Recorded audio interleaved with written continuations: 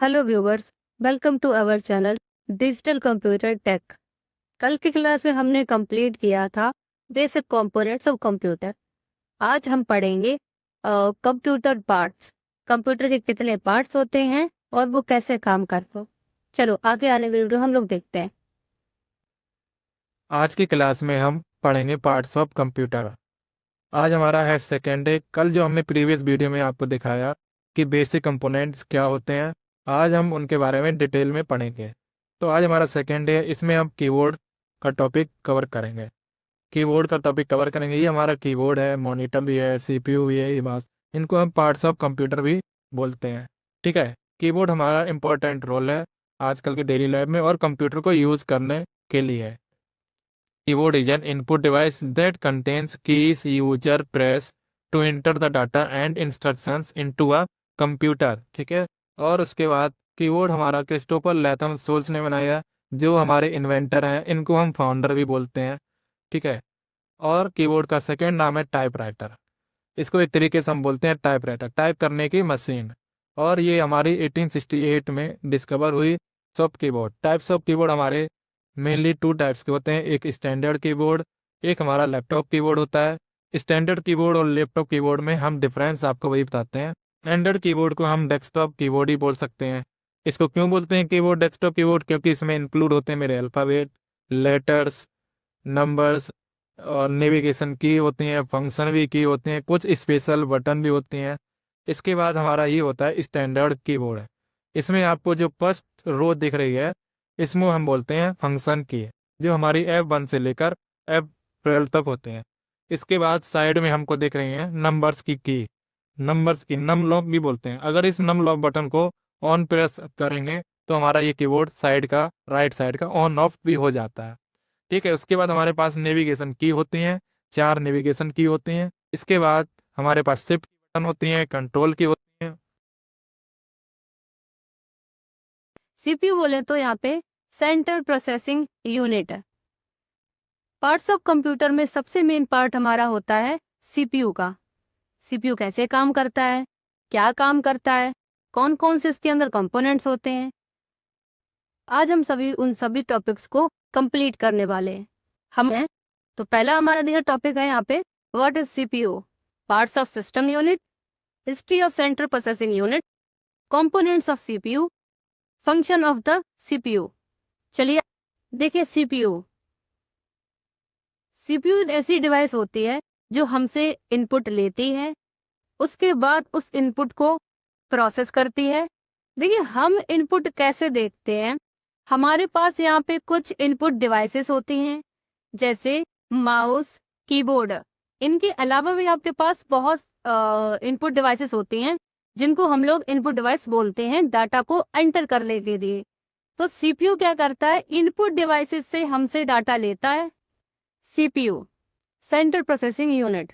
देखिए हमारे लिए यहाँ पे पार्ट्स ऑफ कंप्यूटर में सीपीयू किस तरह से काम करता है। जो भी हम अपने कंप्यूटर में डाटा देते हैं और जो भी कंप्यूटर से डाटा लेते हैं, उन सभी की हमारी प्रोसेसिंग जो होती है वो सभी की सभी सीपीयू के अंदर होती है। यहाँ देखिए हम पहले तो अपने इनपुट डिवाइसेस से इनपुट डाटा को इनपुट करते हैं, मतलब कंप्यूटर के अंदर डाटा को सेंड करते हैं। फिर सीपीयू का क्या करता है, वहाँ पे उस डाटा को प्रोसेस करता है और प्रोसेस करने के बाद इनपुट डिवाइसेस पे हमें इनपुट के रूप में हमारा डाटा दे देता है। तो ये काम हो जाता है हमारा सीपीयू का। सीपीयू देखिए 3 भाग होते हैं। यहाँ हमें दिया गया CU, control unit, arithmetic logic unit और मेमोरी यूनिट।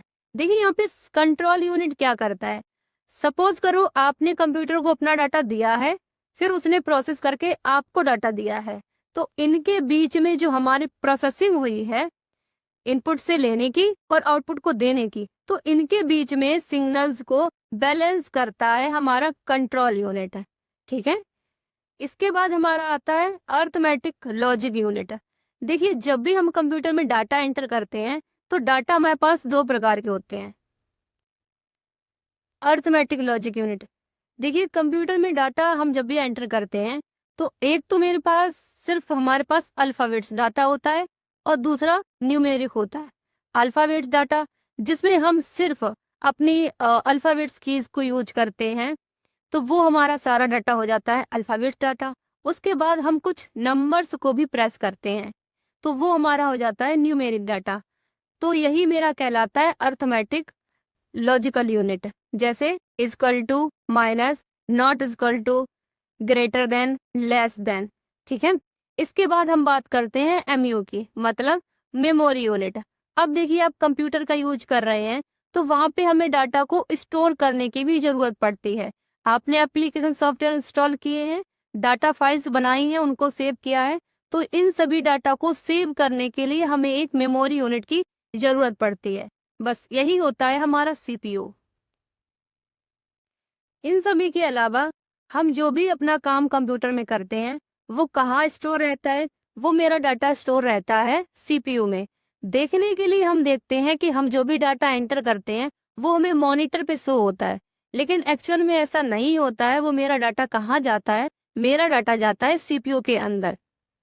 जो भी हम फाइल सेव करते हैं, एप्लीकेशन सॉफ्टवेयर लेते हैं, जो भी लेते हैं, बनाते हैं, सेव करते हैं डाटा को, तो वो सारा मेरा डाटा रहता है सीपीयू के अंदर। सिर्फ डायग्राम के थ्रू सीपीयू को एक्सप्लेन करने की कोशिश की है। आई होप आप लोगों को सीपीयू क्या होता है ये अच्छे से समझ में आया होगा। चलिए आगे देखते हैं हम फंक्शंस ऑफ द सीपीयू। ये आपको एक्सप्लेन करने वाले हैं यहाँ पे सत्यम सर।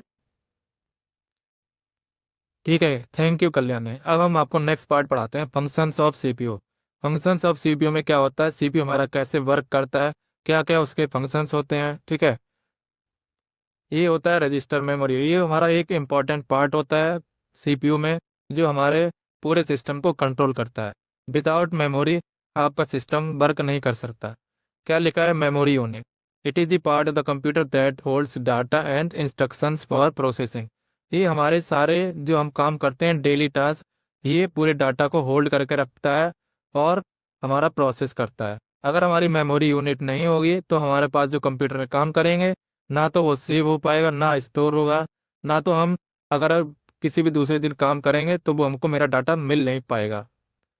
सीपीयू इंस्ट्रक्शंस अपने पास कैसे लेता है, वो 4 प्रकार से लेता है। कैसे लेता है, fetch, decode, execute, store. Fetch मतलब कोई भी हमने कीबोर्ड से डाटा दिया, सीपीयू के पास पहुंचा, सीपीयू ने डिकोड करके अपनी लैंग्वेज में मॉनिटर में आउटपुट दे दिया। आउटपुट देने के बाद जो हमने अपने डाटा इनपुट किया था, वो मॉनिटर में हमें आउटपुट शो कर जाएगा और वो हमें एग्जीक्यूट कर देगा कैलकुलेशन के थ्रू। जैसे हमने कीबोर्ड से टाइप किया 1+3, तो हमें सीपीयू में हमारा जो हमने काम किया वो डिकोड हुआ। डिकोड करने के बाद मॉनिटर में हमें शो कर जाएगा। शो क्या होगा, 1+3=4। एग्जीक्यूट क्या होगा, 4। और स्टोर क्या होता है, जो भी हमने सेव किया डाटा वो हमारा वहाँ पे स्टोर हो जाएगा। आई होप आप होंगे। वीडियो देखने के लिए थैंक यू सो मच। अगर आपको मेरी वीडियो पसंद आई है तो प्लीज आप इस वीडियो को सब्सक्राइब कर लीजिए। आज की वीडियो में हमने जो भी सीपीयू को लेके टॉपिक्स कंप्लीट किए हैं, आई होप वो टॉपिक आपको समझ में आए होंगे।